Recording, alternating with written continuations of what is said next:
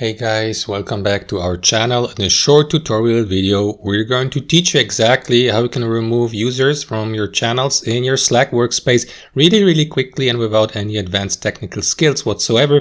So make sure you keep watching, drop a like, and now let us jump right into this. So what you want to do, guys, is head over to your workspace on Slack, of course, and left click on the channel you would like to customize and edit. So let me go with that channel here for the sake of this tutorial. Next, right click on it and select view channel details, and that is going to take you to your channel settings. So what you want to do is take a look at that list of tabs here at the top and head over to the members tab here, and here will see a list of all invited users or members in your channel. So what you want to do is simply hover your mouse over the given user.